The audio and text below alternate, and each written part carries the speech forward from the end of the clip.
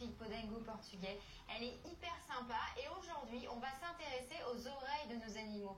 Parce que eux aussi peuvent avoir des infections, des otites, mais comment s'en occuper? Déjà, est-ce qu'il faut les nettoyer souvent, les oreilles?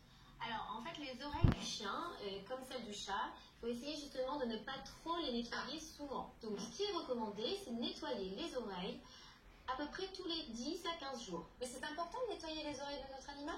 Alors, c'est important parce qu'effectivement, on peut avoir une accumulation cérumen qui peut venir boucher, en fait, en tout cas entraîner des saletés et favoriser une macération à l'intérieur du conduit auditif. Et le fait d'avoir des oreilles comme ça relevées, ça facilite l'élimination naturelle du cérumen. En revanche, pour les races qui ont les oreilles tombantes, comme par exemple le Cavalier King Charles, le Cocker ou le Beagle, là, on a plutôt tendance à devoir nettoyer plus souvent parce que le cérumen reste piégé. Alors, nettoyer, c'est-à-dire on prend un coton-tige Non, alors l'erreur tout de suite, on y va comme ça, de mettre justement un coton-tige dans l'oreille de son chien. On mieux éviter le sopalin, par exemple, parce que généralement, voilà, ça s'effrite, ça se déchire. Donc le conseil, c'est de prendre tout simplement une petite compresse.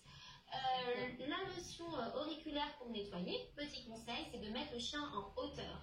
Et tout de suite, comme là, en fait. Voilà, et se mettre derrière lui quand on va nettoyer ses oreilles. Et ensuite, on va nettoyer, voilà, le conduit auditif. Donc là, on entre notre doigt avec à l'intérieur de l'oreille quand même. Le mieux, c'est les habituer, c'est vrai, quand ils sont tout petits. Ah oui. Et pas hésiter à faire ce qu'on appelle le renforcement positif, c'est-à-dire que dès qu'on fait un soin, systématiquement derrière, on s'arme de petites friandises pour que le chien assimile le soin à quelque chose de positif. Si vous avez bien suivi les conseils d'Isabelle, notre vétérinaire, vous avez bien compris qu'il faut nettoyer les oreilles de votre animal environ tous les 15 jours.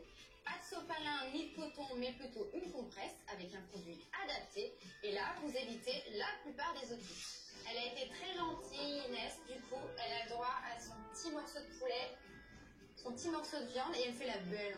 Ça, c'est bien. Oh, t'es trop bien. Oh, je fais trop de bisous.